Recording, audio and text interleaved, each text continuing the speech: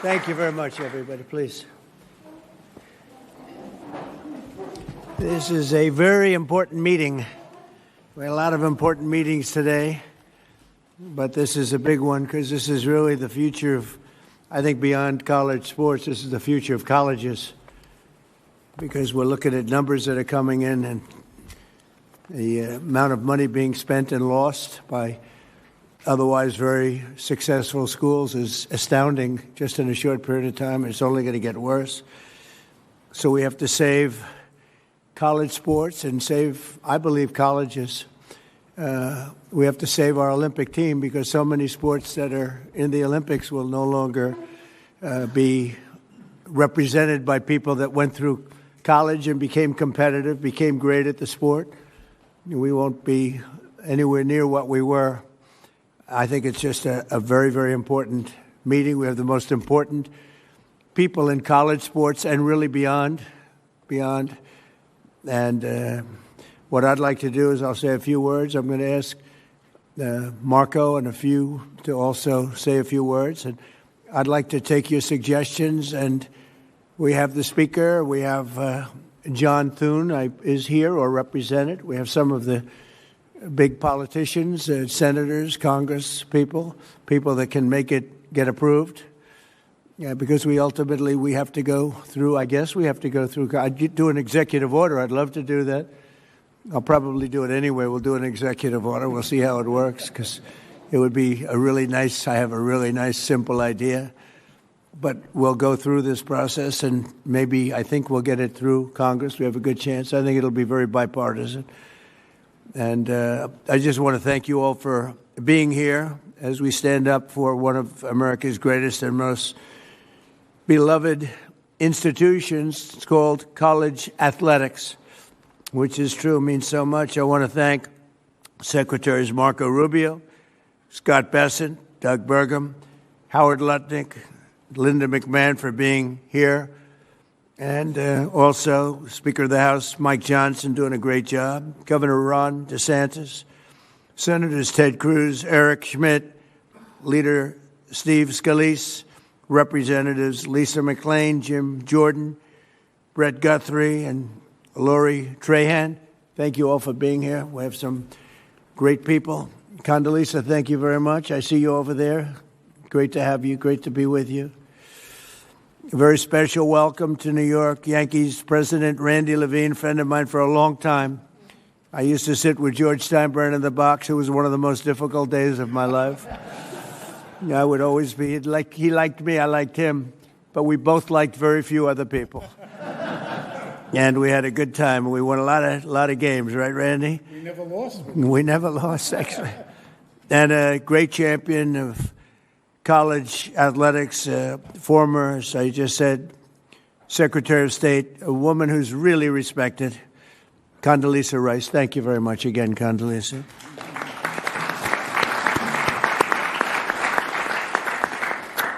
And Ron DeSantis has been working very hard with us, and wherever you may be, Ron, hi, Ron, and has some great ideas and some great coaches that gave him some great ideas. We're gathered today to discuss an important threat to the integrity and culture of college sports, the inability to set rules on eligibility, transfers, name, image, and likeness, and more, much more than that, in the face of endless lawsuits. And it's what's going on with the legal community is incredible. We had a lawsuit a couple of years ago by a radical left judge from California who decided, knowing nothing about football or college sports, that everything was illegal that was taking place. And I don't think it was ever appealed. Nobody can find out if it was appealed or not. But you can win an appeal. I think I win more cases on appeal than I do in front of some judges that are not very good. But it was a horrible, incredible ruling. And it threw the sports world and the college athletic world into tithers.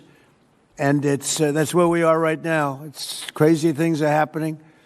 Young people are being signed, 17-year-old quarterbacks, for $12 million, $13 million, $14 million. We have a 7-year freshman. We have people, we're seeing things that we've never seen before. We have college players that don't want to go to the NFL because they're making more money in college, right, Jim Jordan? And a lot of really bad things are happening. But basic questions like who is eligible to play are now virtually unregulated and decided randomly by judges rather than by reasonable, agreed-upon rules that could be very simple and very simply drawn. So this has grown into a major challenge. We actually have some of the best sports agents here because I think they'd like to see it solved, but maybe not. I'm not 100% sure about that. But they're represented. We have everybody represented today, just about every group you can think of. But it's grown into a major challenge that threatens the future of college sports and really colleges themselves, because many are going to go down the tubes. It was announced that Penn State, their athletic division, lost $535 million this last year. Florida State, Ron and I spoke about it, $440 million loss. It was just announced that Rutgers lost $95 million, and they're doing all sorts of things to try and save the ship. And I think those numbers are nothing compared to what's going to happen. This is new. This just happened. Those numbers are going to go to levels that nobody's ever seen before. If you had no salary cap in the NFL, you'd see staggering losses. We have no salary cap in colleges. Colleges are going to have, unless something's done, unless we solve this problem. And I think probably today, and we're going to ask for ideas that, not that we don't have to take months. We'd like to see if we could do it for next season. But we certainly have the brain power. We have tremendous knowledge, far more knowledge than I have about this subject. But it also poses special dangers for women's sports and our Olympic pipeline. Women's sports are being canceled all over the country, just so we understand. Women's sports are in deep trouble, other than one particular women's team. That's Miami, where I have my granddaughter on the team. They canceled men's golf, but women's golf is doing just fine. I'm only kidding. But they are canceling golf. They're canceling wrestling. They're canceling fencing. They're canceling even basketball. I thought that would be maybe immune, but it's in trouble. And it's all going to football. But ultimately, football is going to be the worst laggard of all. It's not going to be affordable. And it's going to take down practically every college. In my opinion, it's going to take down virtually every college, or every college that wants to be, they think they want to be competitive. Under the current system, educational institutions find themselves in a financial arms race for athletes in sports like football and basketball, and both of them, but basketball is being hurt very badly. It's being dominated by football. Last July, I signed an executive order to stop destructive pay-for-play schemes that are all over the place and keep college athletics rooted in the traditions that made it great. I thought we had a great system, frankly. I thought we had a system that should have been appealed, and it could have been maybe perfected a little bit. But it took close to 100 years. It was developed over 100 years. And one judge that knew nothing about sports, knew nothing about football, knew nothing about Olympics, knew nothing about anything, just decided everything was unconstitutional. It's crazy. But only Congress now, it looks like, can deliver a permanent fix. So, Speaker, you and John and everybody else, including Democrats that are represented very strongly, we can hopefully get it done. Federal legislation must allow college athletic programs to set common sense rules, simple common sense rules, without endless litigation, and establish a fair name, image, and likeness standard that eliminates the patchwork of conflicting state laws. That's the other problem. All of these colleges, they're all in different states, and all the laws are different. So you got laws that are totally different, some one way, some an entirely different way, while allowing the full spectrum of college athletic programs to thrive. It should thrive. If Congress does not take action fast, it could destroy college sports and destroy the colleges that play these sports. They'll be destroyed. They'll be going bankrupt. Everyone, so many of them. No other nation in the world has built a system that develops champions in classrooms and on the field, producing Olympic heroes, professional legends, and the leaders of tomorrow all at once. I thought the system of scholarships was great. What do I know? But I thought it was great. And just one of those things. I was with Nick Saban the other day, and, you know, his timing is exquisite. He played and he won and won and won. And when he saw this thing, he said, I'm going to get out of it. I'm not doing this anymore. He's around here someplace. Where's Nick? Where are you, Nick? Right? Now, he doesn't admit this. I said, how come you left he didn't want to go through one season? Because there's no better mind at this than that man. And he looked and he said, what a shame. What a shame. And he's going to speak about it. And I think you have some very constructive ideas, Nick. I think so. No other nation in the world has built a system like this. It's so good, and we've thrown it right out the window. And I'd like to see you go back to something maybe resembling that, and maybe pay for each player.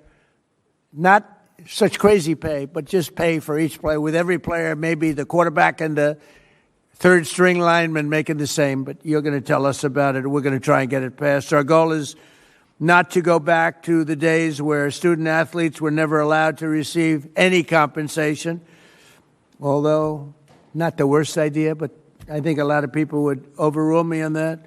But we must pass reforms that protect the cherished American tradition of college athletics for future generations. So I look forward to hearing from a lot of you, and I think a few of you are going to say a few words, and then we'll get to some ideas. And I don't know, maybe by the end of a long session, if we need it, I'm here as long as you need me, they came to me. They said, "You're the only one that can do it." I said, "Oh, thank you very much." I said, "Really, because I'm president." Okay, to be honest. But we have certain abilities, and we'll see if we can get it done. So I'll ask in this order. Marco, you'll say a few words, and then Speaker Johnson, Randy Levine, Nick Saban, Charlie Baker, the Governor Ron DeSantis, and Greg Sankey, Sarah Hirschland, and Pete Bavacqua. And they'll go pretty quickly, and then we'll hear from some of the people. And we may have something come up that's somewhat of a miracle. There's an idea out there, and somehow it's going to have to be arrived at, because there's no way this system will allow colleges to, in my opinion, will allow schools to live financially. It's not going to happen. So if I could, I'll ask Marco, you can start, and then Speaker, and then we'll go through the list, and then we'll take some ideas or questions. All right? Thank you very much, Marco. Thank you, Mr. President. And I'll be very brief. The first is, I think you've already touched on, and that is what a unique institution college athletics is to the United States. Very few countries in the world actually have something like what we have. And it's not just unique, it's really important.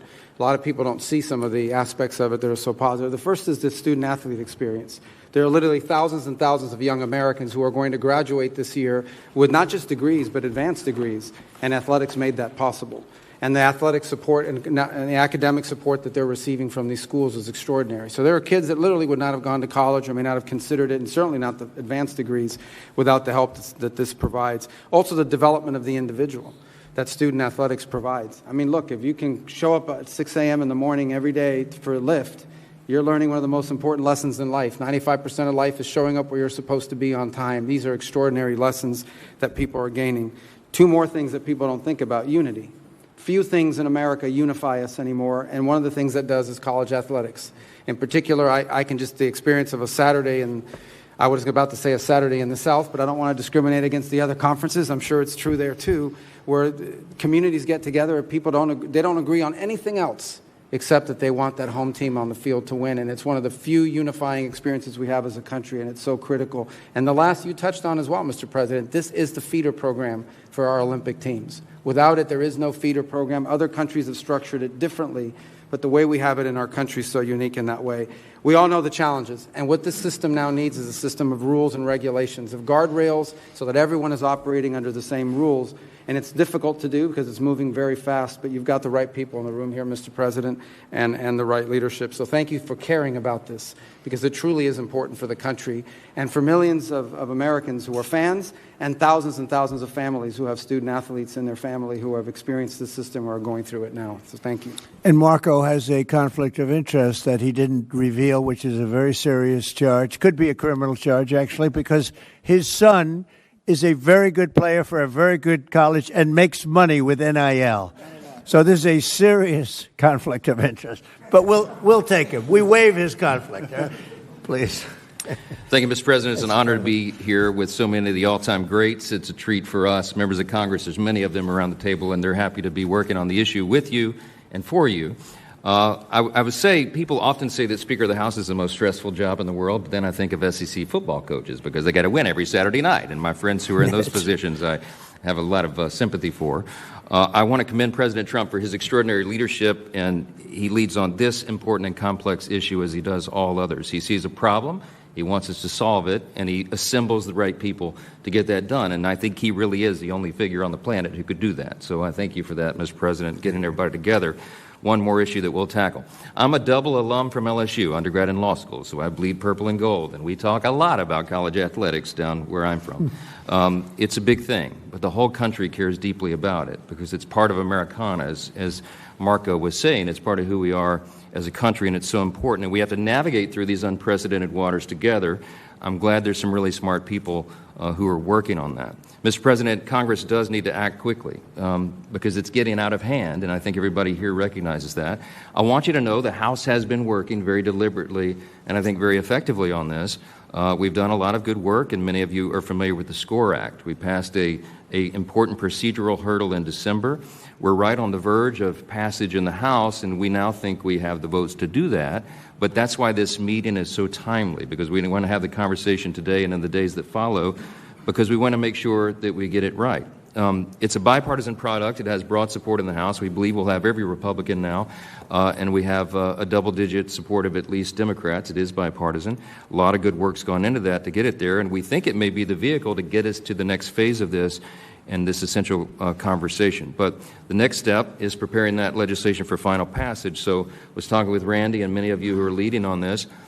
This is a very important and timely conversation that we'll have today, and I said in the days that follow.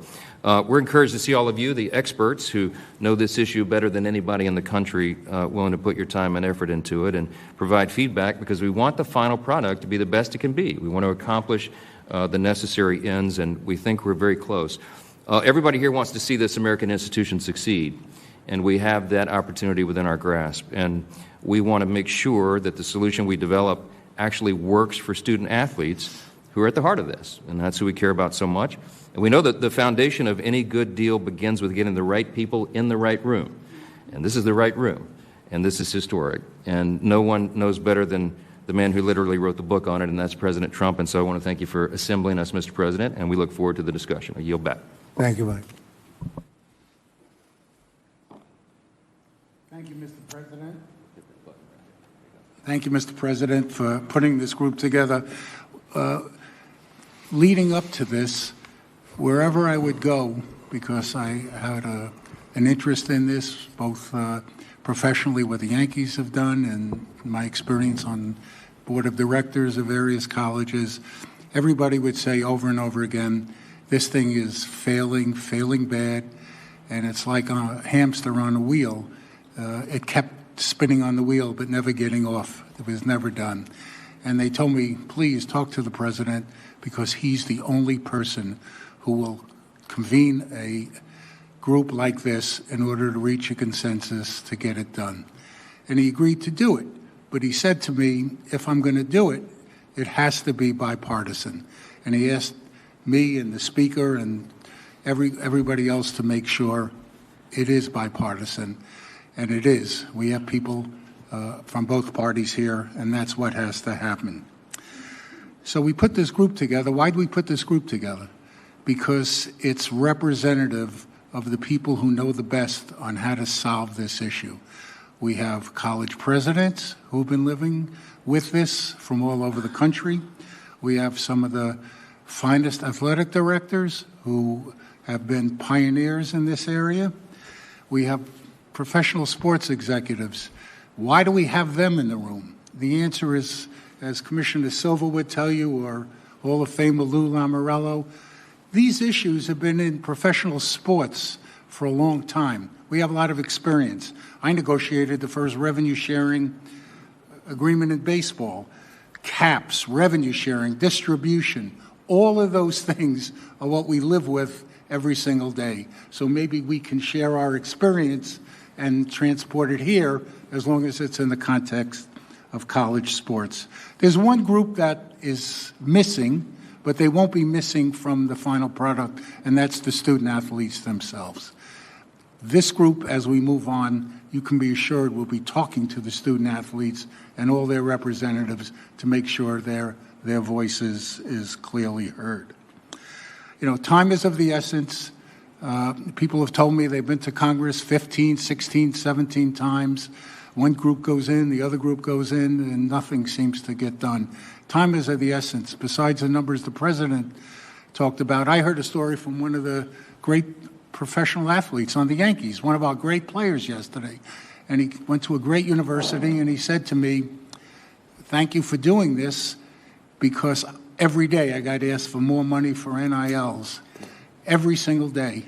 And what happened is I gave money for an NIL for a quarterback who left the next year. Meanwhile, a friend of mine, daughter is on the rowing team, and she lost her scholarship, and she's an Olympic hopeful, and now she has to pay her own way. That's just not right. It's really not right, and it has to be fixed. So, Mr. President, thank you for bringing this group together. I think they're really, just for discussion, we'll hear from everybody.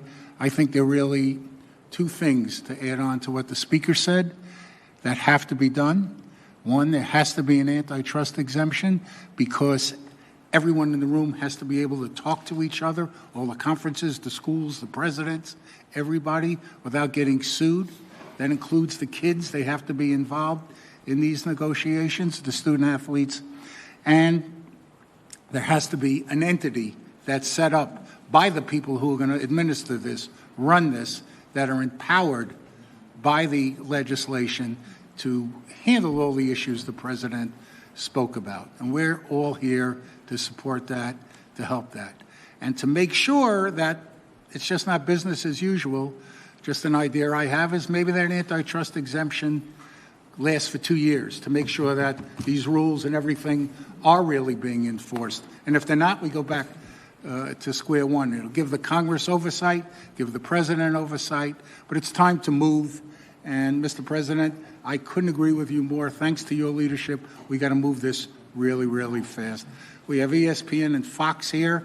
They're probably the biggest payers in this entire thing, and the fact that they're here and their voice is heard is great. So, Mr. President, only you could pull this off, and we're grateful. Thank you very much. Thank you very much, Randy. And Nick Saban, please.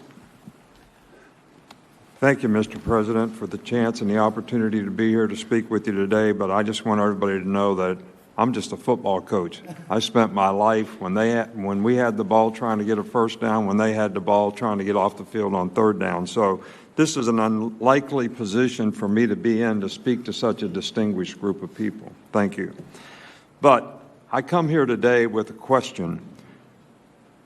What are the guiding principles for the future of college athletics? All athletics.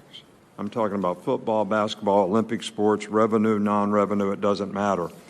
You know, my goal as a coach for my players, for our players, was to help them be more successful in life, that we would create an atmosphere and environment that would help them through personal development, academic support, 668 degrees in 17 years at Alabama, and help them develop a career as a football player. That was our goal, so that they were creating value in life and we were preparing them for their future past athletics.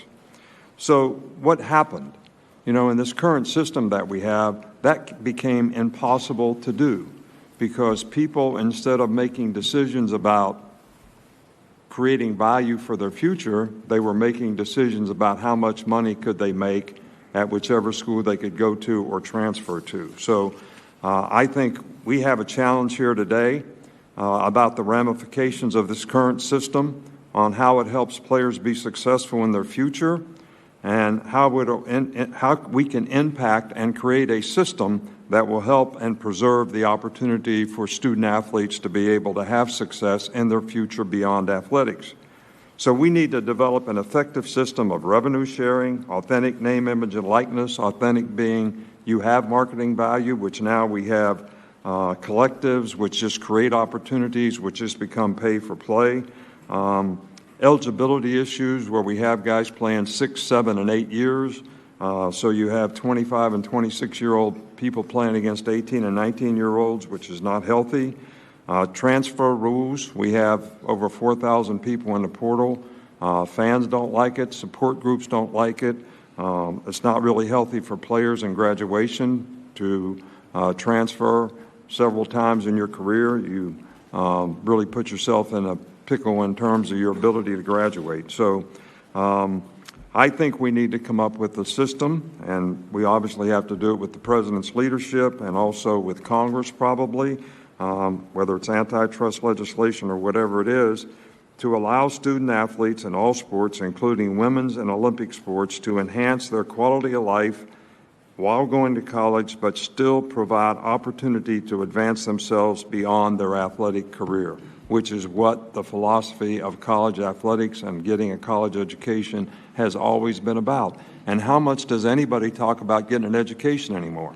Nobody talks about it at all, which is the most important thing any of these student athletes can do in terms of enhancing their future. So thank you very much.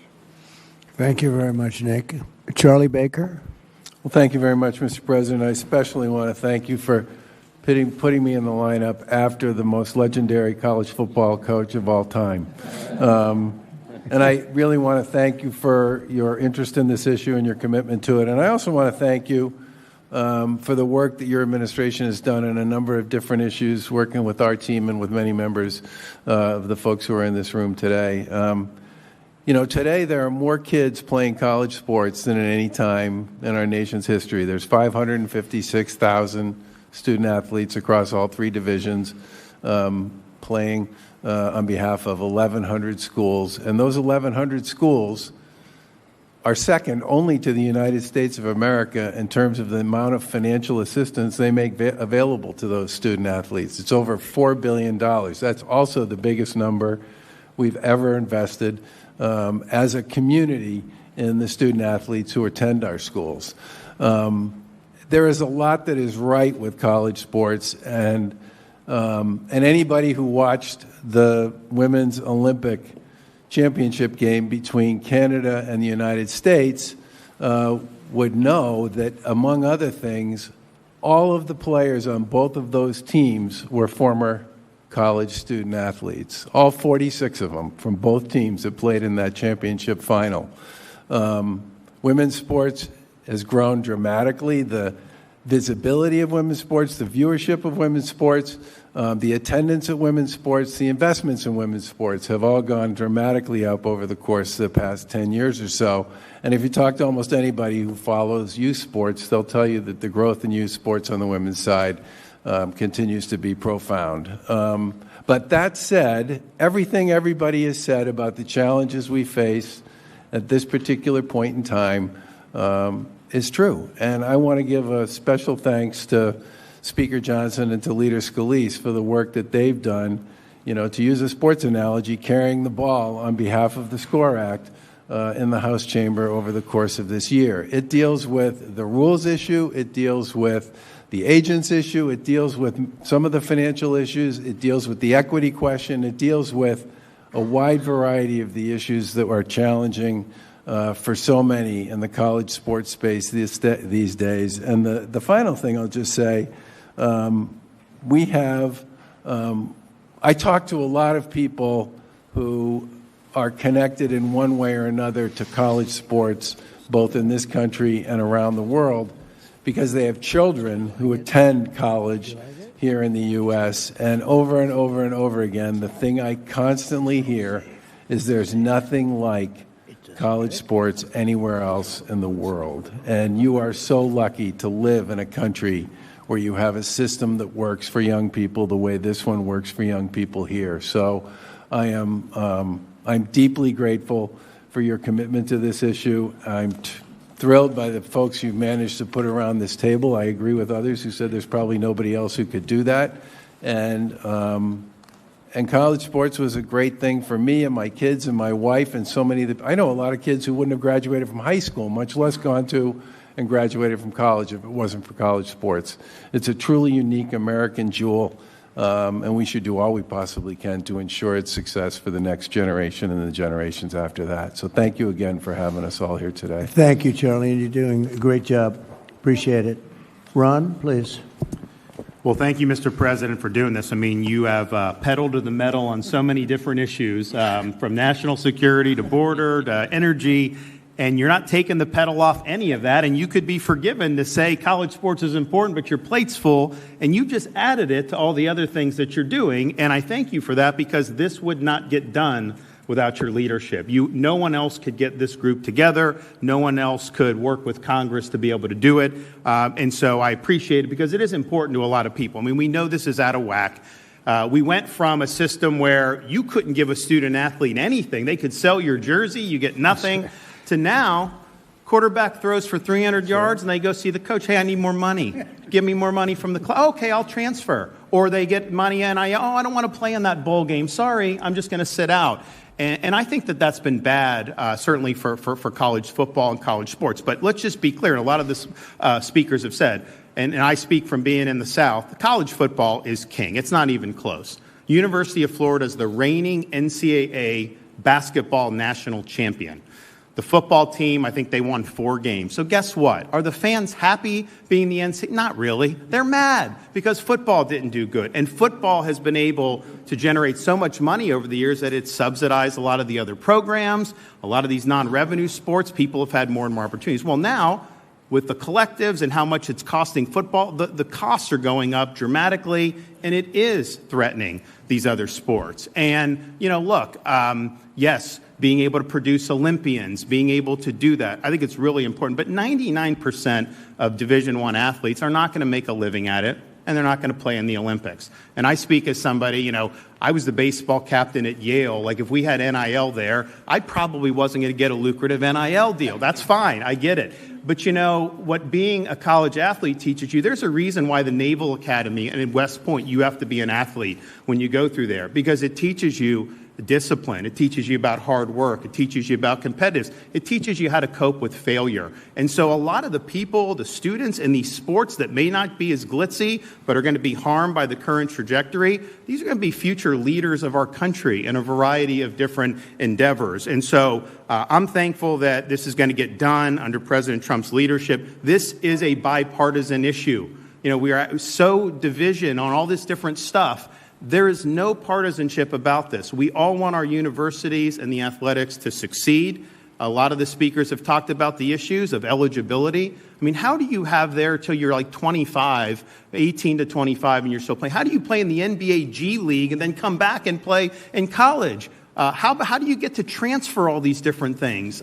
We know those need to be addressed. And obviously the compensation with NIL. I signed one of the first NIL bills. But that was like, if they're making money off you, you get. Now they're doing like perpetual negotiations, even more than pro athletes can do. So I'm confident this is the group to do it. This is the president to do it. And there's going to be a lot of people in our country that are going to be happy when this problem is fixed. Thank you, sir. Thank you, Ron, very much.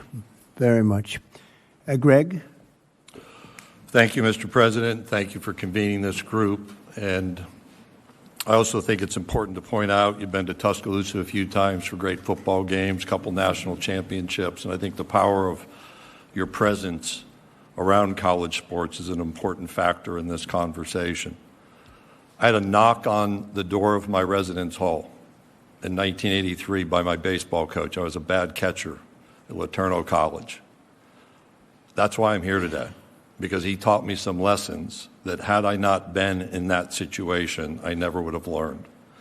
I've spent 2 of the last 3 weeks with our student-athlete leadership councils, and I asked them, what would you say in a room like this that people need to hear? And there were 2 things that they wanted me to communicate. One is, when I line up at kickoff, at tip-off, or I put my cleats in the starting blocks at a track and field meet, I want to know the other people in other uniforms from other teams in other states and other campuses are held to the same standards and the same rules to which I am being held.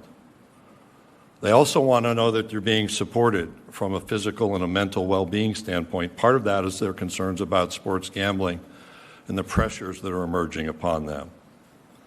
I think the themes that have been communicated here, rather than go through my notes, are worth restating. This is a bipartisan, I would argue a nonpartisan issue.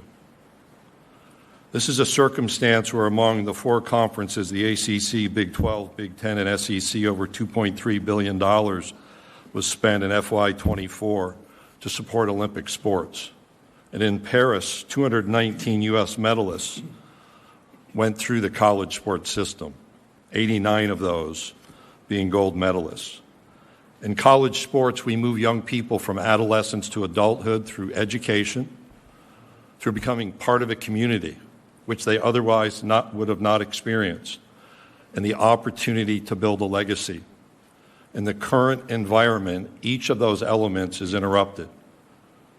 Transferring 4 or 5, I have a basketball player in my league on its 6th campus, does not provide educational achievement opportunities like we should demand. Being part of a community when you transfer that much doesn't happen, and building a legacy is overrun by the next name, image, and likeness opportunity. I appreciate what's been done in the House and the SCORE Act. Speaker Johnson, I once lived in Natchitoches, Louisiana, a place you represent. Leader Scalise, your work, I know Congressman Roy has been part of those conversations and others in this room, and it is bipartisan, but we need to bring more people in. And we have work to accomplish in the Senate. We cannot go on longer in this circumstance. And this is not about revenue. This is about structures and national standards for eligibility, for transfers, for medical care and mental wellness care, for transparency and accountability around name, image, and likeness activity. We'll fracture more if we fail to act. That's why the appreciation, Mr. President, for the gathering is most sincere, because I want to see our women's sports thrive. In the Southeastern Conference, we currently have 10 national championships. 2/3 of those are in women's sports. We didn't achieve that mountaintop in football this year. We'll keep working on that. We want our Olympians to go through our pools and our track and fields and our volleyball courts. And we want young men who aspire to be in the NBA or the NFL to be educated, to mature, and to grow as they seek that achievement. We ought to be focused on making college sports great yet again, and I look forward to being a part of this conversation moving forward. Thank you, Greg, very much. Sarah Hirschland, please. Thank you. Good afternoon, everyone. Let me start by saying thank you, President Trump, and your whole administration for your continued support of both Team USA and the Olympic and Paralympic Games. I'm proud to be here today to represent Team USA, and I will say it is no surprise to anyone in this room that we are the greatest sporting nation in the world. Team USA is the most successful team in history, with more Olympic medals than any other nation. One of our competitive advantages is the education-based sports system our country has embraced for more than a century. America's colleges and universities built a world-class athletic system that develops the whole athlete, academically and competitively. This system is the envy of the world, as we heard Charlie say.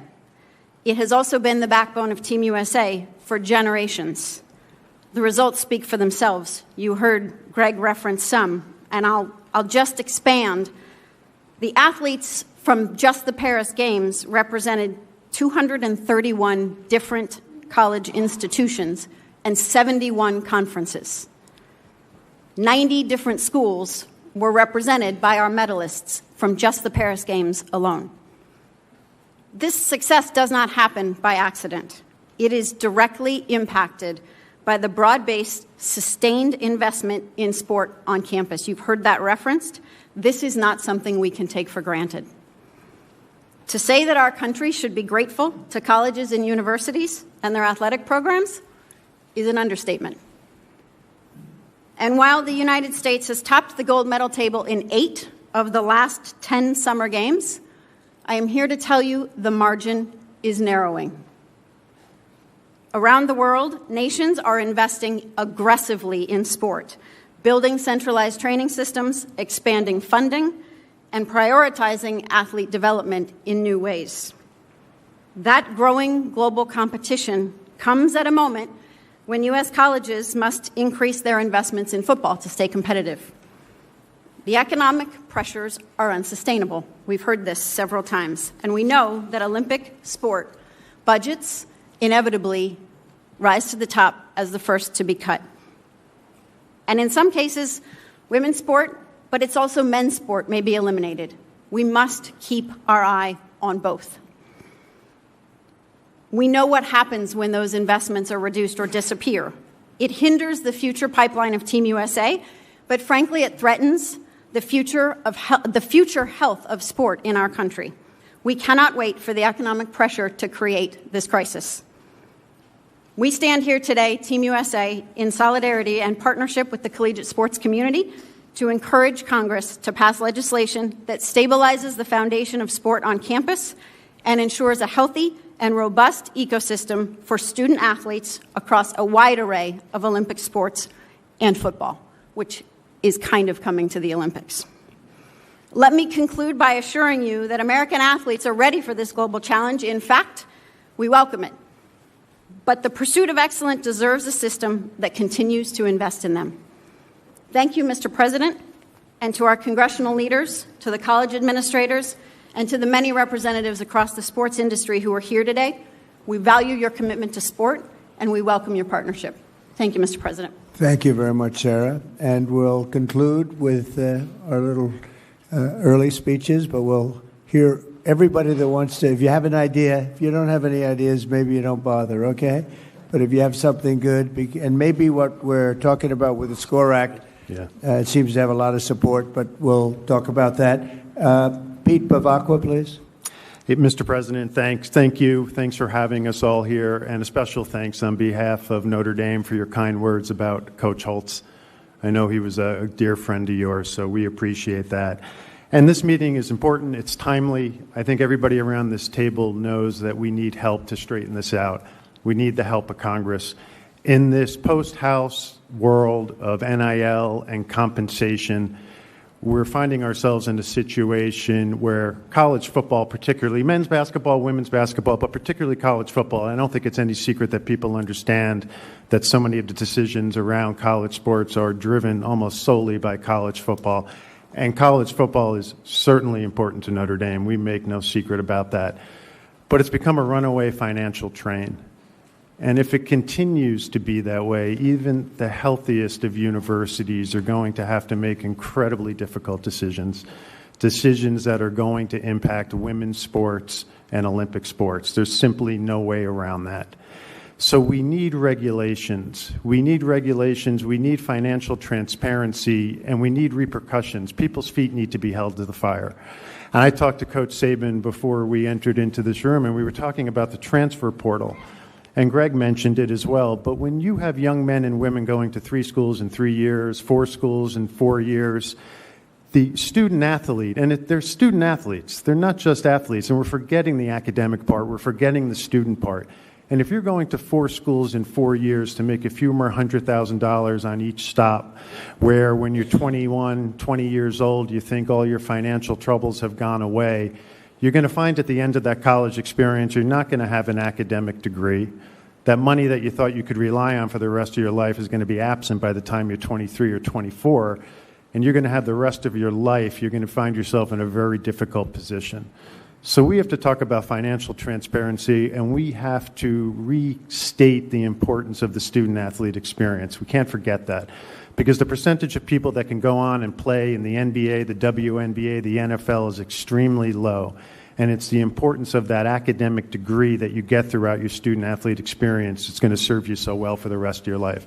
And quite frankly, I think if we can agree on regulations with real repercussions, and we go down the road of a free market enterprise where college football continues to be a runaway train financially, I think there's got to be a commitment that if you're going to spend X on college football and Y on men's basketball and Z on women's basketball, you should be required to pay some sort of percentage of that to reinvest into your own Olympic movement within your universities.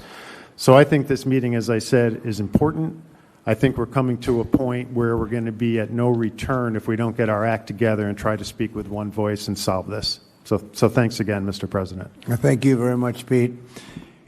So maybe we have to start with a base, because I'd like to say the base should be what we had before, which worked so well for so many years with scholarships. When I heard Charlie say the kind of numbers that was paid in the form mostly of scholarships, that was pretty impressive. But maybe we can't go back. Maybe we have to go forward. And what's happened is sitting here with Jim and some of the people that are talking about the SCORE Act, maybe that should be the base, and maybe we should work off that. But if anybody has any ideas, I'm just noticing all of the divisions, all of the people that have supported it, including the NCAA, the 31 Division I conferences, 23 Division II, 22 Division III, all HBCU conferences. I mean, a lot of, and a lot more than that. So maybe that can be a base. That's the SCORE Act, which I know it's been, Mike has worked on it long and hard. We have a great guy, Jim Jordan, right here. He was a great athlete. He was virtually undefeated in college wrestling, virtually. I don't know. There was probably one bad night, I think, Jim, right? But he was some great athlete, some great wrestler, and that sport is being, torn apart by what's happening right here. Well, it sure helped when you came last year, Mr. President. Sure helped when you were at the NCAA championship last year. Right.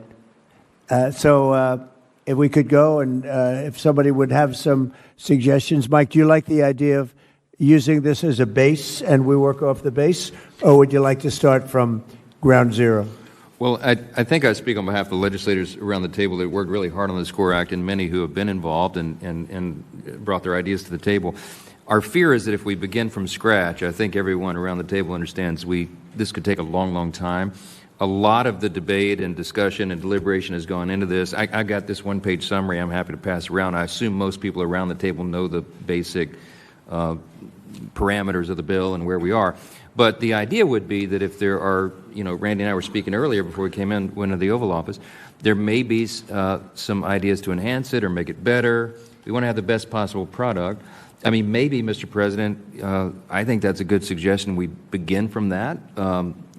For lack of a better idea, if anyone has a better base that we should begin with, we're open to it. But I'm looking at some of my chairmen of the committees of jurisdiction, and everybody's worked really hard on this. And our majority leaders down at the end of the table, Steve Scalise, has kind of helped quarterback this, pun intended, to get it through the process. And if you have specific questions about specific points or parts of that legislation, we're happy to answer that. But maybe that's part of the discussion. Maybe we could, maybe the question is not a rhetorical one, but a question for all of you.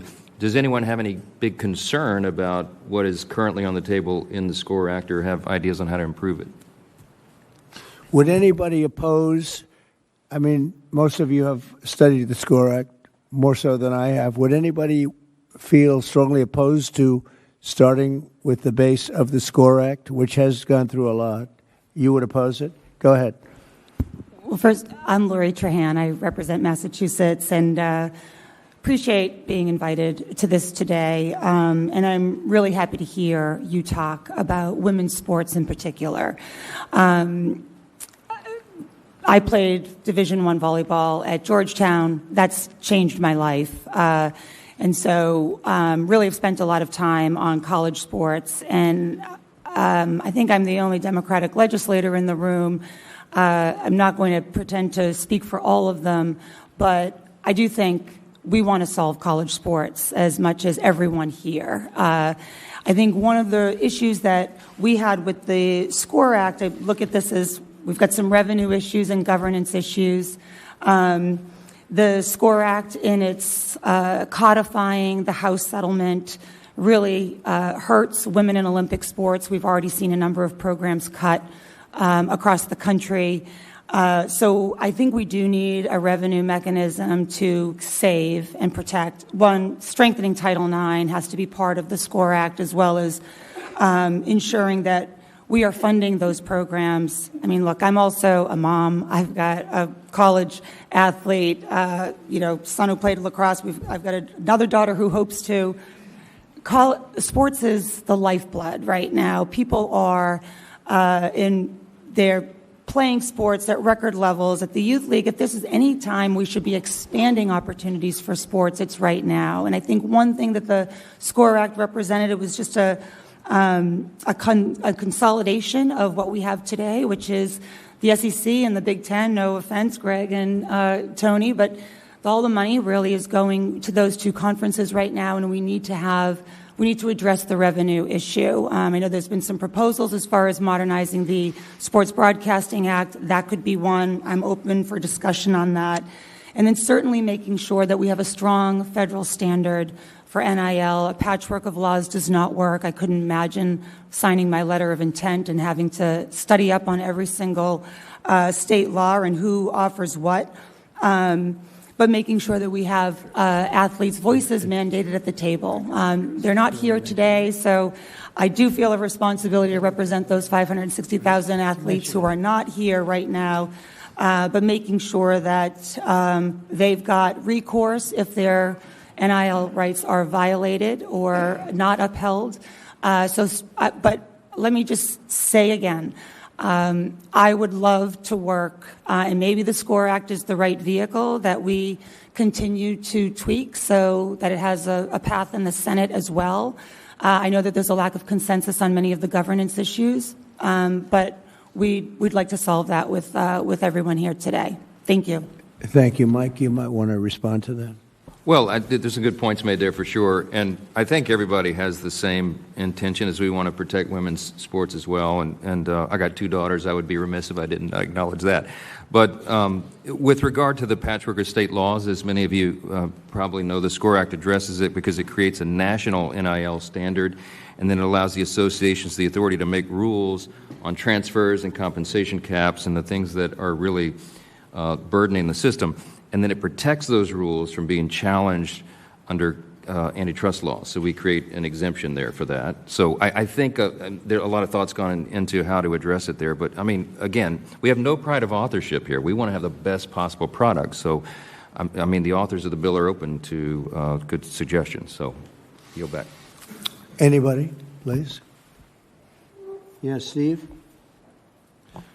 Thank you, Mr. President. I appreciate you bringing everybody together because I think we're all here because we have a passion to protect college sports, and we've recognized that with this wild, wild west mentality, it's not healthy for the future of college athletics. And so bringing structure back and really bringing the ability for the schools to govern themselves again is what our intention was from the very beginning. We started this a few years ago. I remember Coach Saban came to my office and others, and we started listening to the people that are there at the schools dealing with the problem as payment of students became legal, which happened through legal arguments that, Mr. President, you talked about, some of these lawsuits that ultimately broke down the framework that Charlie Baker and others were able to use to police college athletics. That's gone now. And so how do we put that structure back? So we listened to the schools, we listened to the different conferences, all the different conferences. We talked to a lot of student athletes. We have a number of student athletes in Congress who played different sports, who are co-sponsors of the SCORE Act, and came to this from that same approach, saying, as somebody who played athletics or somebody who just has a passion. I lived in Tiger Stadium my second year at LSU. In case you're wondering where my leanings are, but I care about the future of college athletics, and when you see a student athlete, as you talked about, Pete, on their 6th school and they're 28 years old, number one, they're not going to have any college credits to be able to graduate. And the idea of being able to get a degree for the 99% who aren't going to play professional sports is just going to be lost. And how can you reestablish that? So we started putting some things together. We have the antitrust protections in this bill. We protect women's sports in this bill. We established, Mr. President, that Title IX maintains so that however many men's sports you have to have an equal number of women's sports. Some schools have a lot of sports. Some schools can only afford a few, but whatever you have to have an equal number of women's sports, and that's protected in this bill. And obviously, the Olympic sports are protected as well. We also wanted to make sure you could put limits on the transfer portal, because that is something that a lot of people get very frustrated when they see that you just have pure free agency. The professional sports don't even have that. And so you limit with, and again, open to suggestions, but what everybody seemed to come to an agreement on was 5 total years of playing with 1 ability to transfer within that. And there's flexibility by the governing organization, so the NCAA can look at a case by case. If your father's on life support and you want to transfer to a different school to be close to your family, you can get an additional 1, but let the governing body be able to do that again. We put those in the bill, and then we give the financial literacy requirements so that student athletes have more protections that they currently don't have today. You might be getting that $300,000 or $2 million contract. You might not even know you have to pay taxes on that. And you might run into some real financial problems if you're a 17, 18-year-old kid. We make sure the schools educate the kids on financial literacy. So we put a lot of other things, including health protections, as Commissioner Sankey talked about. So we listen to students, we listen to schools, we listen to all the conferences, all the HBCUs support this bill. And we built a framework, and we built a coalition. We're right now at a point where we've got more than a majority in Congress supporting this bill, including, as the Speaker said, double-digit number of Democrats who support this bill. So it's a bipartisan coalition. We absolutely will take more input, but only input that grows the coalition, not detracts from the ability for student athletes to get that structure that they and the schools need. That's what the SCORE Act does. We want to move on it soon, because I think we all recognize that we can't wait another year and have this wild, wild west continue, and it will take the Senate some time to start their own process. So I'm expecting we're going to be moving soon, in hopefully the next few weeks, on the SCORE Act in the House, and then keep this conversation going, keep growing this coalition to solve this problem. Mr. President, thank you. Thank you, Steve. But we have to move it quickly. Otherwise, you're going to have another season that's a disaster. And it's not affordable by colleges. Next to you, Steve, you had something to say? Thank you. I did. Thank you, President Trump. My name is Jim Phillips. I'm the commissioner of the ACC. We welcome Kai this fall. I'll be your commissioner, so we'll look forward to seeing you out watching her play. I went on a college campus 30-some years ago and never left until I became commissioner. And I will tell you, we need your help.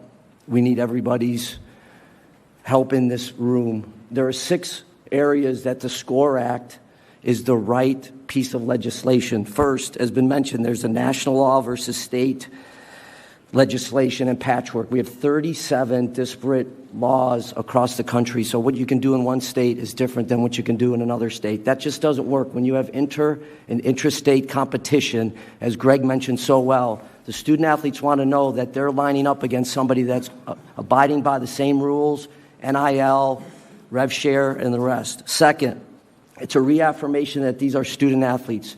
Not one of the commissioners in this room has had a student athlete come up to them and say, we would like to be an employee. They're smart enough to understand what that means. Third, limited liability protection. The lawsuits are killing us. They're absolutely crushing college sports. If you don't like a rule, you just go to the local judge, and the local judge deems you eligible. Fourth, degree completion. It's never been better to be a student athlete. You can come back to school and get a degree. You have a chance to be a pro and you leave early. We want you to come back. Fifth, medical care. The medical care is as good as I've ever seen in my 30 years, ever. And it's mental health as well as physical health and well-being. Finally, the codification of the House case. And I heard the mention of hurting women's sports. I will say in the ACC, similar to the SEC, Big 12 and Big 10, we have added 942 new scholarships because of the House case. 56% in the ACC of those scholarships have gone to women's sports. So the House case has not hurt women's sports. It has not. And the idea that we can sustain this is just not, has been expressed, is just not feasible. So we need your help. We thank you for taking your time and assembling this crew, and we look forward to working together. So the concept of what we're doing with your great experience is a pretty good start. Yeah. If you could pass that around, would be great. This is a summary of the SCORE Act, which I think people should see. So you like the concept of what we're doing? Very good. Yeah, it sounds it. Yes, sir. Good. Thank you very much. Please. Tim Pernetti, the Commissioner of the American Conference. Mr. President, thank you for putting this incredible meeting together, and more personally, thank you for your support of the Army-Navy game. Army-Navy are members of the American Conference. That's right. Thank you. Like a lot of people have said in this room, I had the same experience. College football changed my life. I couldn't afford college. I got a scholarship, and it changed everything. And I won't reiterate all the reasons why SCORE makes sense, because there's a lot about it that makes sense. But what we have to remind ourselves, and there's a lot of business people in the room, is we're not solving the economic crisis as part of it, because we are in a real economic crisis in college sports. Like, we have complex challenges.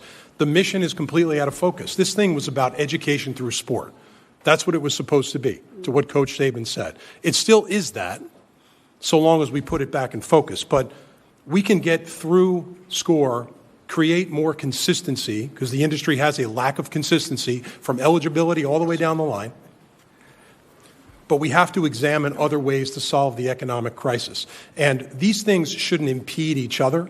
And I know it is a very hot-wired topic, but looking at the opportunity for the industry to bring together valuable commercial resources in the future, such as unifying their media rights, is something that should be examined. And we're not making that decision today. If the Sports Broadcasting Act can be amended to provide college football the antitrust protection that the pro leagues have to be able to unify their media rights, that gives the industry an option, which is the important word, in the future. And that's really what the industry will need. This is an expense problem, but there are revenue paths that we haven't ventured down yet. The reality of all this is going to take bold steps. It's going to take guts.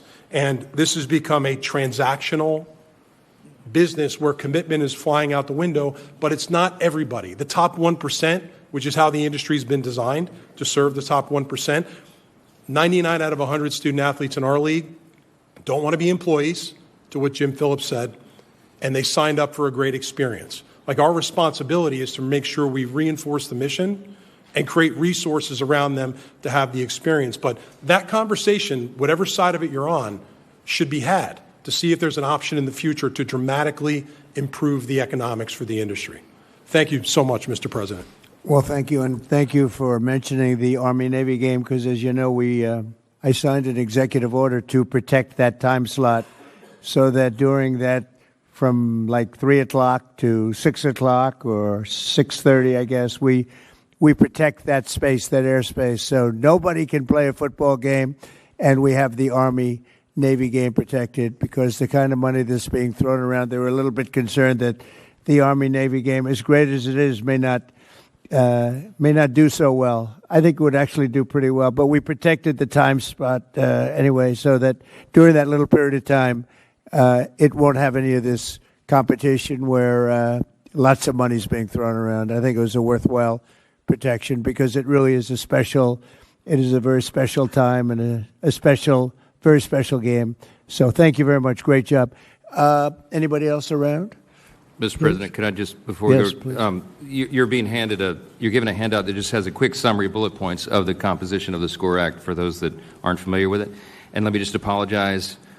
I think NIL has been abused, and my staff put my name and image on the top of it really big. And it's sort of ironic and not intended. Sorry about that. You didn't get paid for it. I didn't get paid anything for it. Yeah, yield back. Anybody else, please? Cody, please. Yes, sir. Mr. President, I would like to express my gratitude for your involvement and interest in all of this, and especially personally the opportunity to be involved in helping to find the solution, because college sports, as many have said, changed my life, made me a better businessman, a better husband, better father, and made me better at life in general.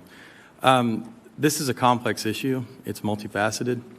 There are a lot of different perspectives on how it should be solved. There are a lot of different agendas that are represented in this room. And the SCORE Act is a good start. It gives us a place that we can build on. But as we move into the Senate, the political dynamics are going to change. And many of the agendas that are represented in this room and outside of this room are going to come into conflict with one another.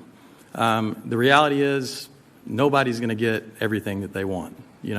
If we're going to come to a solution on this, we have to find a place where we're all sort of equally unhappy, so to speak.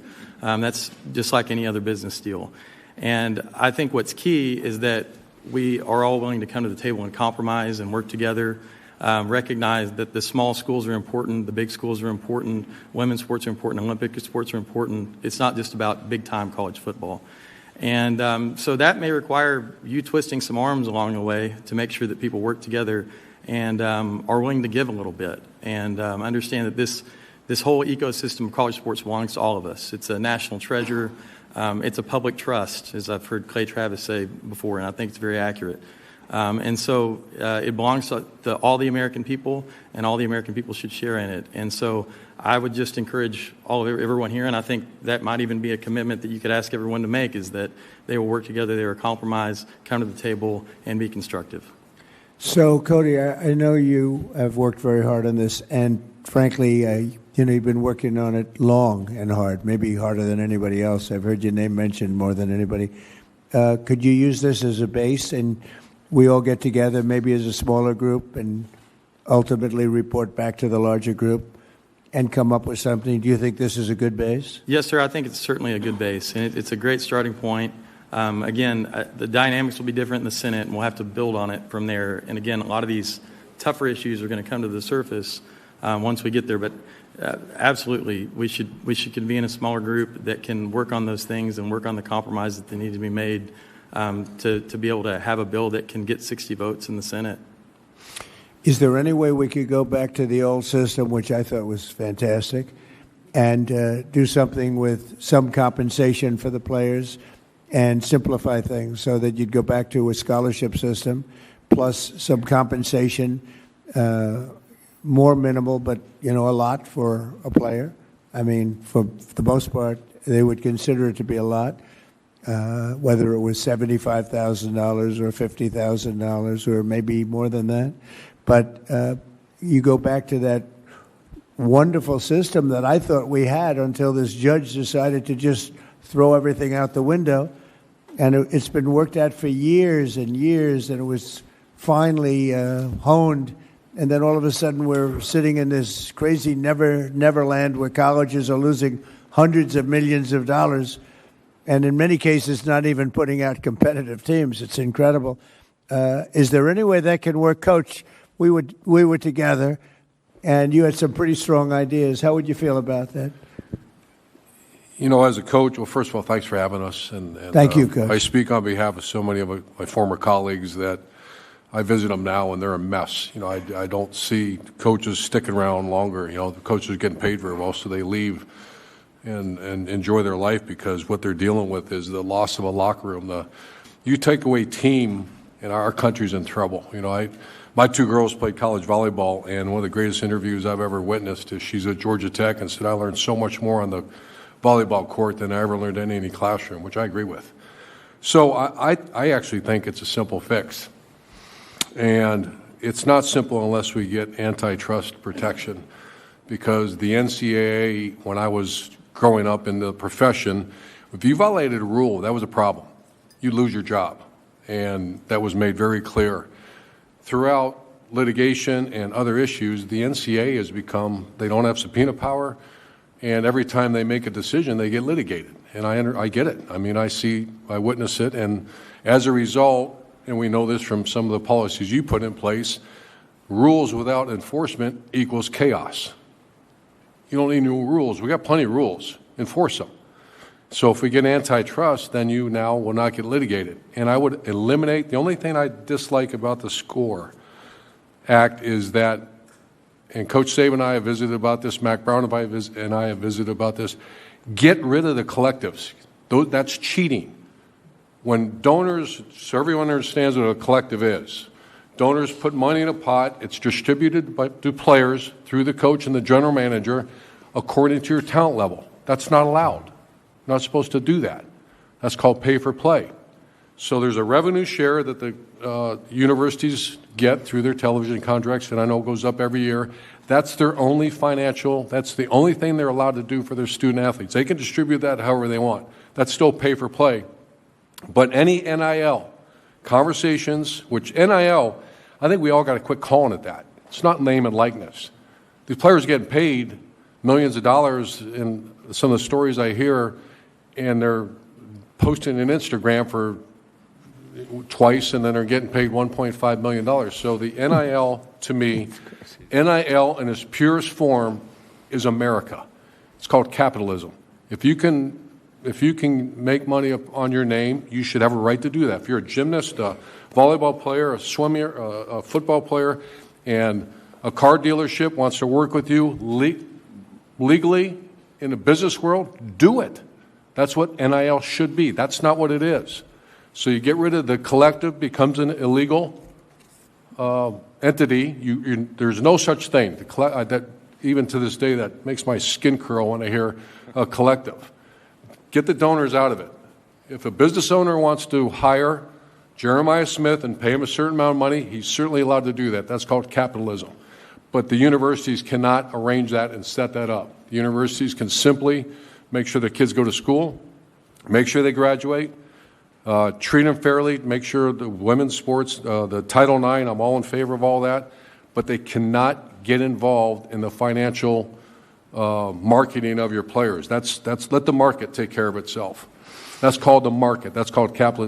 The collective, I think if the collective goes away, college sports gets better immediately when you say that, if we have antitrust exemption. It's just sitting around and having watched college sports for so long with no problems.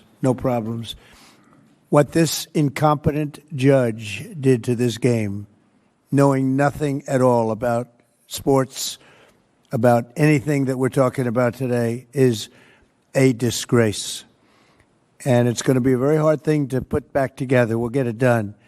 But what this person did to college sports is a disgrace. I say it. And we've seen plenty of those type of opinions. I had one recently, and it's gross incompetence, is my opinion. And everybody suffers, including student athletes, including women. Women are really taking the brunt of it, as what you were saying before. It was so perfect for women. It was so great for women, the way it was. And now we have to come up with a whole new scheme to satisfy people. And there are going to be some unhappy people. And it was working before. A person that knew absolutely nothing about sports made a ruling, and she turned the whole thing upside down. And it's really a disgrace. You want to know the truth, a damn disgrace. But we are where we are, and we'll figure something out. And it won't be easy, and it won't be as good, in my opinion, it won't be as good as what you had before, including for the students that were getting great scholarships. And, you know, some went on to professional sports, and most of them didn't.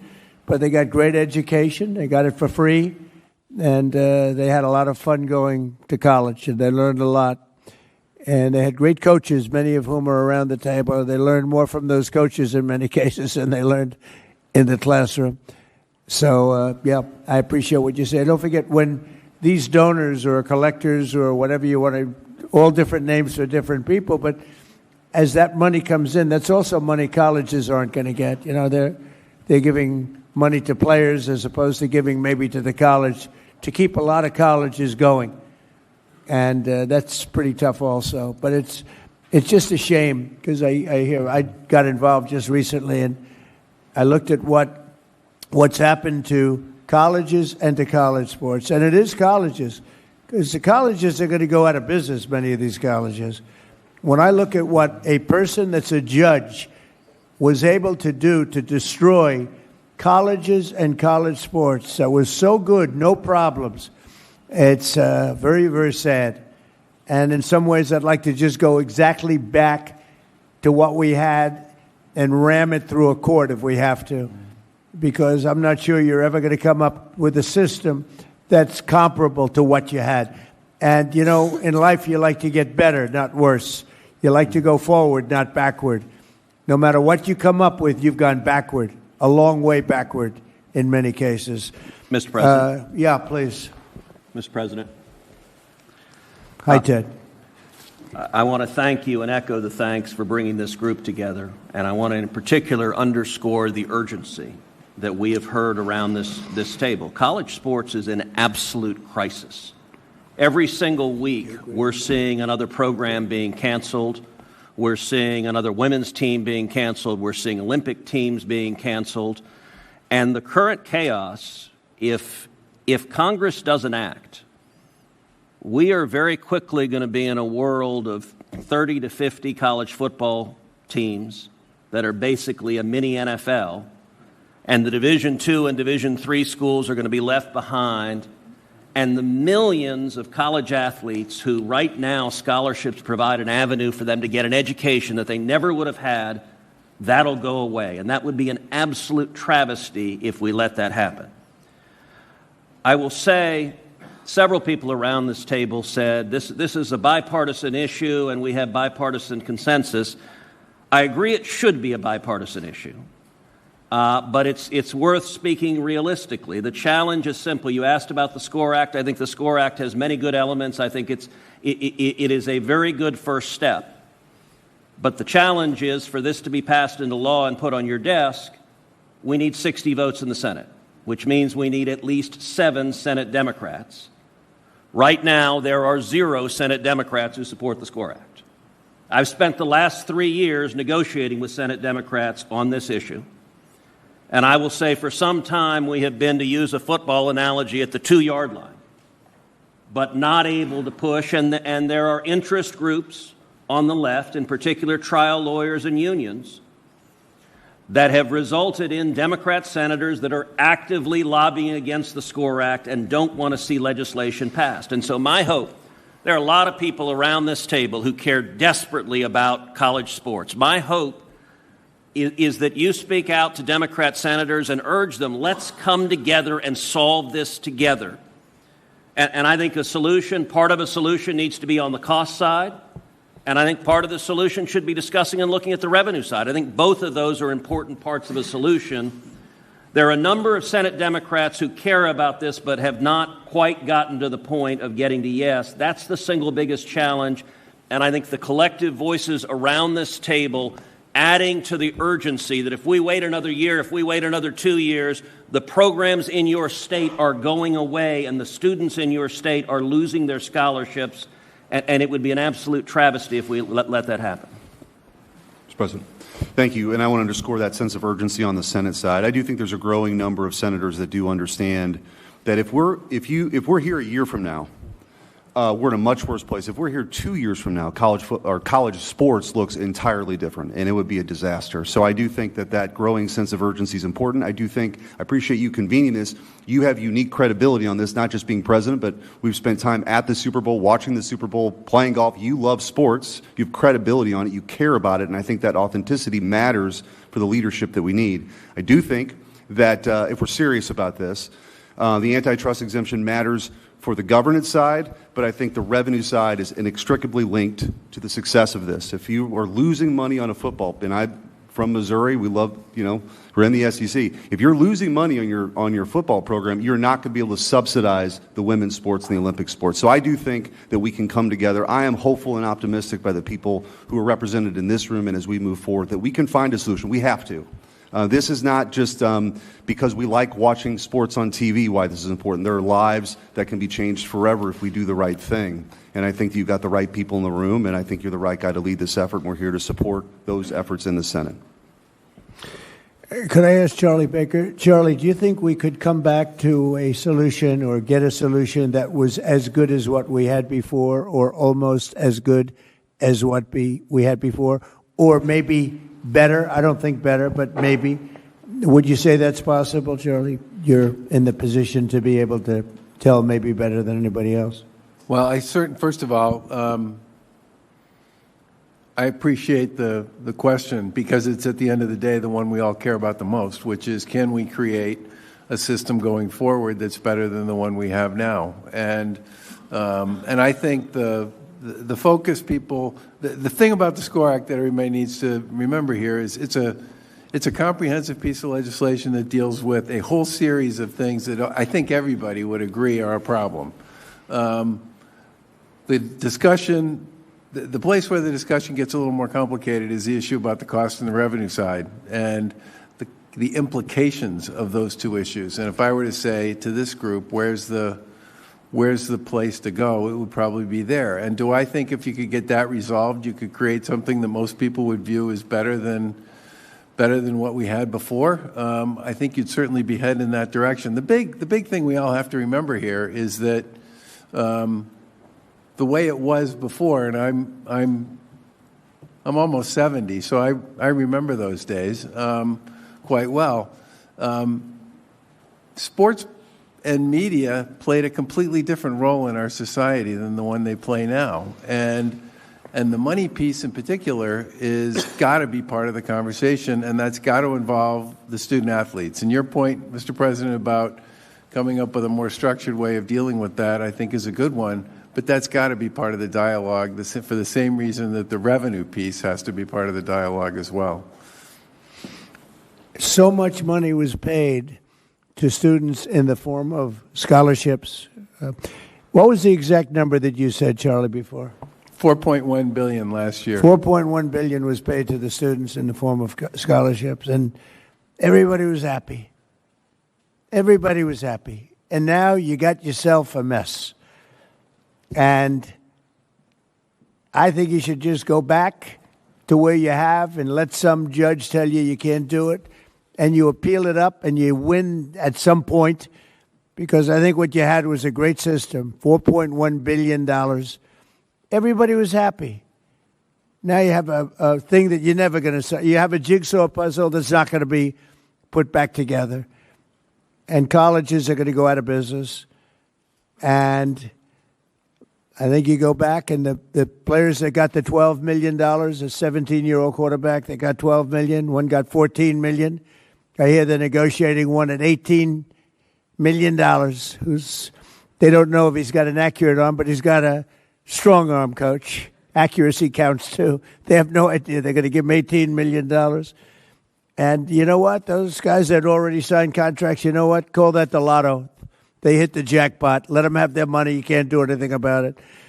But I'd like to see, and I tell you, I just don't think it's right that a judge is allowed, that knows nothing, is allowed to destroy college sports and colleges. And I'd like to see you go back to where you were, enhance it a little bit through some compensation, and let them take you to court, because no matter what you do, you're going to be sued. You can do 100, you could give everybody everything, and you're going to end up back in court, and you'll probably have a judge that doesn't know a damn thing, and it's a mess. It's a mess. And I don't know whether or not that decision was appealed. Was that decision ever appealed? Does anyone know? Because I heard it was not appealed. I believe the House settlement is being litigated now because it violates. No, but Title was it appealed, the decision? The House settlement, I think. The original decision by the judge from California, was that appealed? Oh, okay. I'm sorry, I misunderstood. Yeah, the answer is no. It was settled because it was, I think, the third case. Why didn't somebody appeal it? The prior case, which is Alston versus the NCAA, was appealed to the Supreme Court, and the Supreme Court found 9-0 against the college position to defend the old system. So that's, I think the answer is the antitrust piece is the inherent problem in trying to create caps and limits. That's it. So the Supreme Court was responsible for this?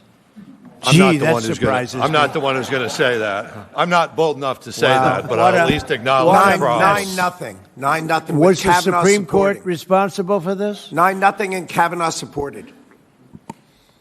It's a shame. It's a shame. Yes, sir, please. Mr. President, thank you for bringing this esteemed group together. I have a bit of a unique perspective because for most of my career I was in professional sports. I became the commissioner 3.5 years ago. I found a system that quickly was defined by unlimited free agency and no salary cap, in complete chaos.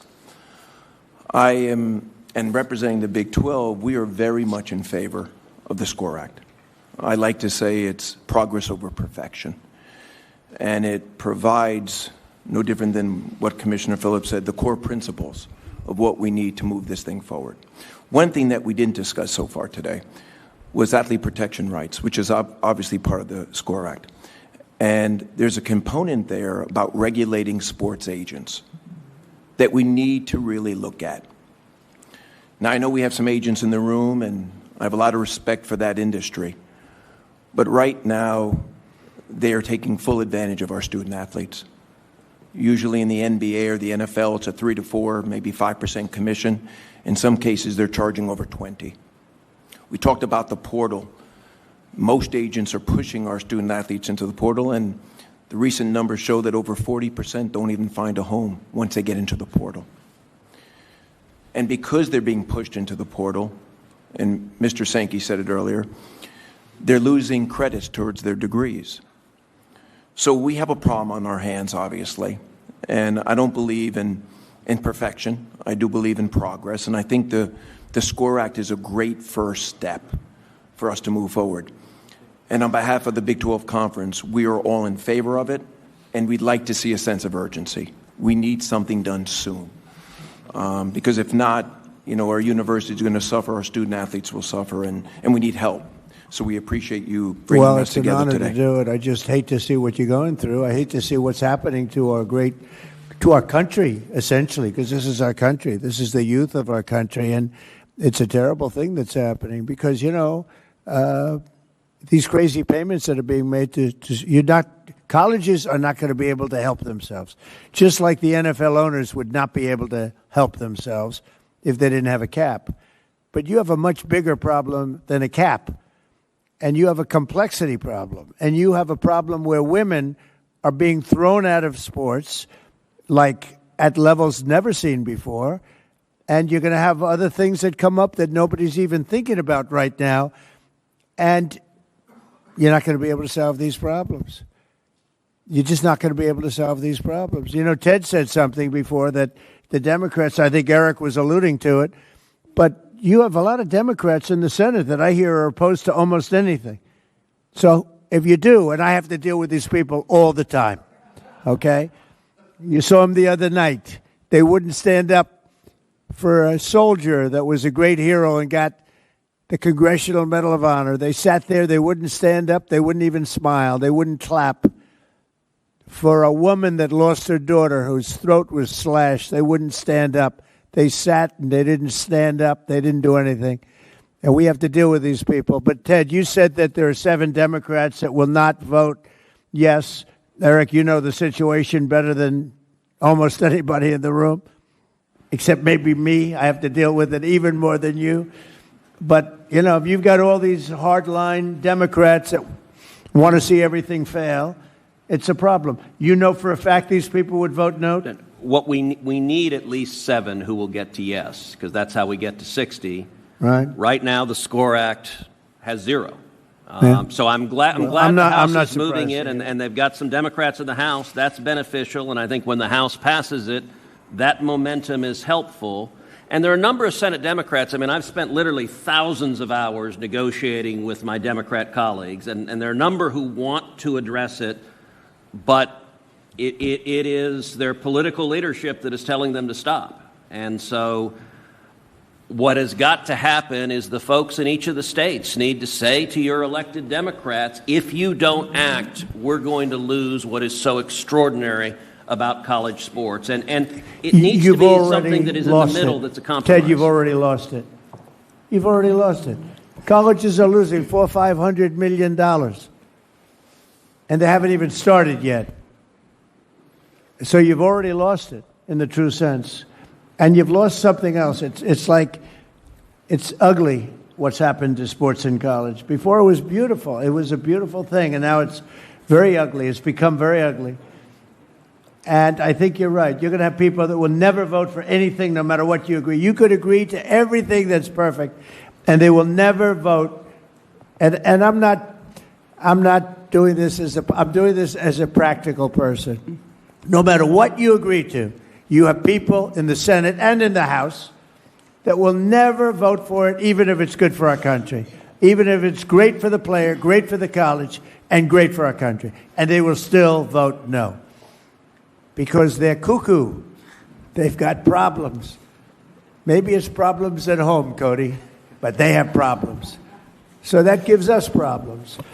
And I think what I'm going to do is I'm going to sit down with some of the people in this room, like Urban, like Coach, a very fine coach, Nick, who won a lot. He won a lot. How many? 6 national championships? You could have done better. You had a couple of games. Did you win 7? What did you, 6? 7. All right, so I think he qualifies, right? But I'd like to sit down with some of the very talented people in this room, and we'll pick them out. If you'd like to volunteer. And I'd like to sign an executive order that I'll write myself based on common sense, and it'll be something that people will be sort of happy about. Some will be sort of happy. Others will be sort of happy. And maybe that's a good thing. There'll be a few people that won't like anything. But I'd like to write an executive order based on some of the very great talent in this room. And we will be sued. And we'll go before a court. And maybe we'll have a judge that's realistic, reasonable, and wants to do a favor for the country, because that's the only way this is going to be solved. So I'm going to sit down, and I'm going to write an executive order based on many of the statements made today, many of the statements I've been hearing over the last year about what a disaster this is for colleges, for the players, for the families, ruining everything. And we're going to do a very well thought out executive order. A lot of you are going to be involved in that. All of you, anybody that would like to, just let me know. And that'll be placed before the courts. And hopefully a judge who's a real judge, a compassionate judge, and a judge with common sense will get it approved. And maybe it won't. And maybe it won't hold up. Maybe they'll say you can't do an executive order, in which case you say, welcome to the court system of this country, which has gone totally out of control. Totally out of control. And maybe not. But that's the only way you're going to get this done. So I'm going to write an executive order, and the executive order is going to be based on great common sense, and it's going to let colleges survive and players survive and let a lot of people be very, very happy.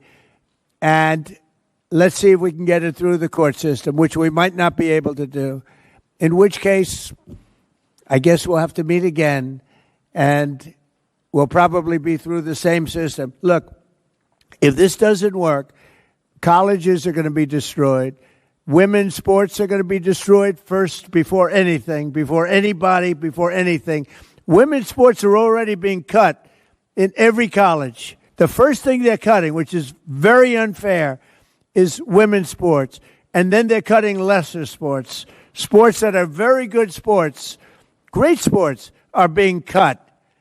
And you're going to be left with football, and the football is going to lose so much money that the colleges are all going to go bankrupt, all because of a bad number of decisions made by courts, including, I guess, the Supreme Court, if you say it was a bad decision in the Supreme Court.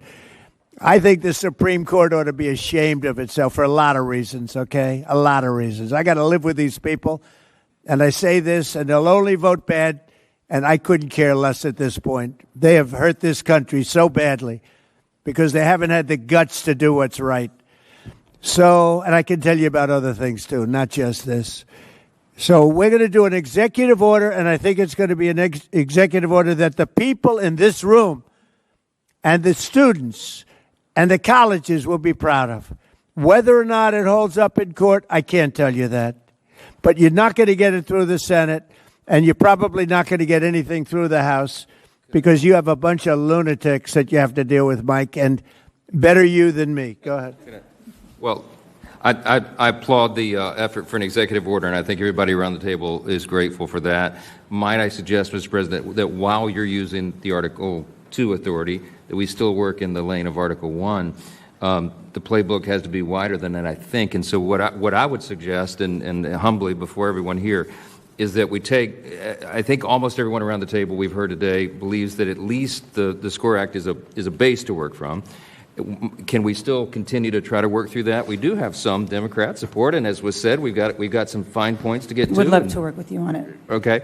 And what I think is, and what I was hopeful for, is that the leaders around this table, representing such a broad array of interest and groups around the country and both parties, that the influence, collective influence of I hate the word collective, Coach Meyer, I'm sorry, I keep saying collective, but the influence of all the people around this table could help us get some of those critical, Democrat votes in the Senate. And I don't think we should or could abandon that effort. We try it. I'm an optimist. I think you go both ways. Yes. Let me do an executive order.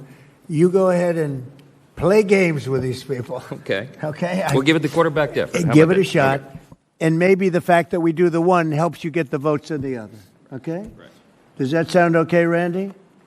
Yeah, I think so. And I think at the end of the day, Mr. President, as you've heard here, we need an antitrust exemption. And the only people who can do it are the Congress. And I heard from all the senators and the representatives. And I agree the SCORE Act is a start. But with your leadership, I really do believe we can move the ball. I have ideas. Brilliant people here have ideas where we can add on it. And based on my conversations with Democrats, I think they want to do this. I think the Congresswoman said that, and I think that there's a way to do this. And your executive order, again, showing leadership, stepping out, is good, but I think we go on both Don't paths. forget, the executive order can then be put before Congress, and Congress can vote on it, change it a little bit, vote on it. but I'm looking to do it straight and let Congress go a different path. And, you know, you may get a judge that understands what's happening, and you may get some very good opinions coming out of a very smart judge who will be beloved all over our country, as opposed to hated and disrespected. So that's it. So, Randy, could I ask you to do the following? Either a sampling of it or get everybody in some form, come up with a proposal, play with the SCORE Act or do something different than the SCORE Act, but maybe you use the SCORE Act as a base. I separately will get some of the people in this room, and we're going to do a really good executive order. And maybe Jim will put that executive order in front of the Senate and the House. And who knows, maybe we get a vote, and maybe we don't. But I'm talking about not even going before the Senate and the House, just having an executive order where we'll be sued and we'll go before the courts, and here we go again. But I think at the same time, you go down a separate track. Is that all right? Okay? Is that okay? Good. Other than that, we've had a great time. Can I? The press will take one or two questions, please.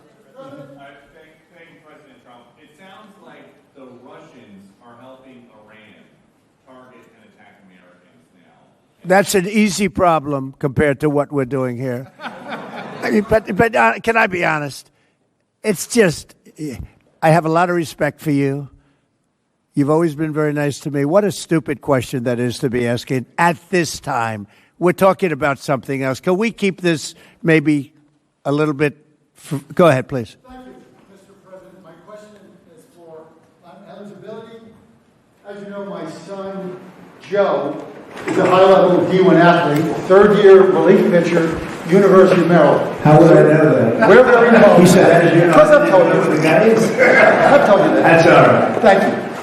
But the eligibility thing is a disaster in the NCAA. You have the redshirt system, you have the medical system, it's all being scammed, and in a week or two, the second division, D2, is passing a blanket 5-year eligibility without medical, without redshirt, just a 5-year eligibility. That can be solved in D1 with the commissioners in this room right now. Why don't we solve it? Okay. Thank you very much. I'd like to know the same thing. You know why you're not going to solve it? Because we've had some very, very bad, incompetent decisions. Things that were routine before, that were solved long before. Now you're into a brand new system. Yes, ma'am. Hi, Mr. President. Thank you. Could you tell us what went into your decision to replace Secretary Noem with Senator Markwayne Mullin? Is it possible to stay on this subject just for once? You know, just for once. Boy, oh boy. Anybody have any questions on this subject? Thank you, Mr. President. What is your timeline for either the executive order that you just mentioned or the legislation that the members I of will Congress have an mentioned? executive order within 1 week. Well, and would it'll it be take very, effect before it'll the be fall very semester for colleges and all-encompassing. And we're going to put it forward, and we're going to get sued, and we're going to see how it does, okay? But I'll have an executive order which will solve every problem in this room, every conceivable problem, within 1 week. And we'll put it forward. We will get sued. That's the only thing I know for sure in life. And we'll see how we do in the court system. Would it take effect, sir? But the courts have destroyed. The courts. Yes, sir. Think about it. The courts, a bad court system has destroyed college sports and colleges in this country and a lot of lives. Mr. President, yeah, please. Mr. President, how will your executive order be different from the one that you released in July? You mean than the SCORE Act? Well, it'd be a lot different because I don't necessarily agree with the SCORE Act. I don't know it as well as some people in this room, but I disagree with some of the things in the SCORE Act.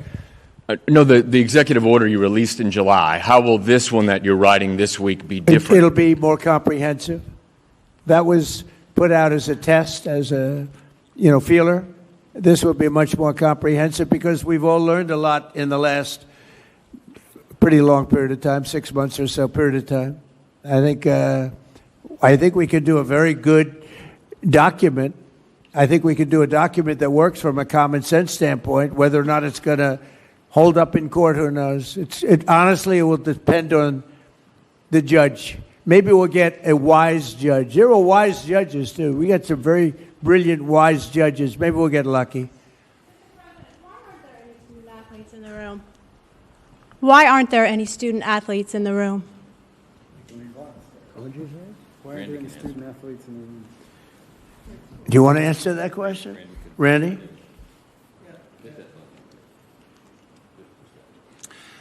We've made it clear, and I thought I said it before, that we have agents here. There are a lot of student-athlete groups. There's a limited room here, and after this meeting, we intend to talk to all of the interested student-athlete groups to get their input, because this can't be done without them. But at the end of the day, we had to kick this off and start it. This is the beginning. This isn't the end. I've talked to a lot of people who represent student-athletes, and there are certain interest groups that I'm sure would have liked to be here, but they'll have their opportunity. They're very well represented. You know why? Because people like Nick Saban and Urban Myers and some of the people, all the people that I know in the room, and the people probably that I don't know, they all care very much about the student athlete, more so than they care about themselves. So I think they're really here in that sense. They're represented very well. Peter, I'll give you one more chance because that was a bad question you asked before. Go ahead. We've already got a lot of sound bites leave him in the about the like sports. Can I ask one off topic? On topic. On topic. Okay. Which is unusual for you. Go ahead. Thank you. What is motivating you to do this right now? Because there is a lot of other stuff going on in the world. Right. That's right. There's a lot. We're doing by the way, in Iran, we're doing very well. Somebody said, how would you score it from 0 to 10? I said, I'd give it a 12 to a 15. Their army is gone. They're just about, look, their Navy is gone. Their communications are gone. Their leaders are gone. 2 sets of their leaders are gone. They're down to their 3rd set. Their Air Force is wiped out entirely. Think of it. They have 32 ships. All 32 are at the bottom of the ocean. Other than that, they're doing very well, Coach. Very well. We're doing, our military is doing phenomenally. That's the big thing for this week. We seem to have a new thing every week, but the situation with a very bad and very sick group of leaders who were killing a lot of people. A lot of our people were being killed. They were being maimed. They were being destroyed with their bombs all over the place, planted in roads, and we call them the roadside bombs, walking around without legs, without arms, face blasted, killed many, many people. And we had a choice. We could take it and go on like that for years or do something about it. And we did something about it. And people are very impressed with our military, and they admire our military with what happened in Venezuela and what's happening now, what's happened with the B-2 bombers before this, where they took out the nuclear capability or potential of Iran. I think we're right now we're a country that's more respected than we've ever been respected before. I saw what was happening with college sports, and it doesn't sound very important compared to what's happening in Iran and other places, but it is very important to me. And if I can get it done, I'll get it done.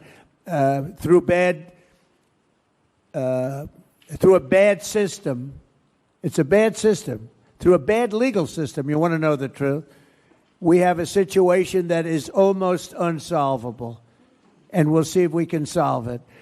And, you know, Peter, the fact is we're talking about colleges that are going to go out of business by many, many colleges are going to be out of business. This isn't just about student athletes.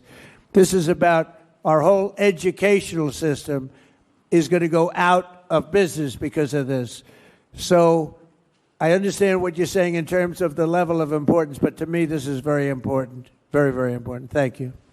Okay, thank you all very much. Thank you. Thank you, Mr. President. Thank you very much.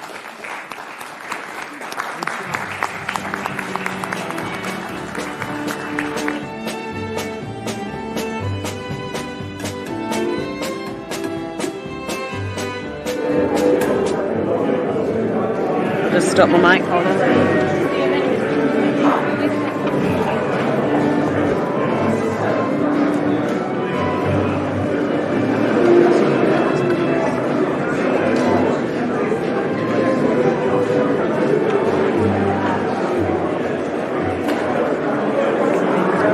Could you pop off the red table?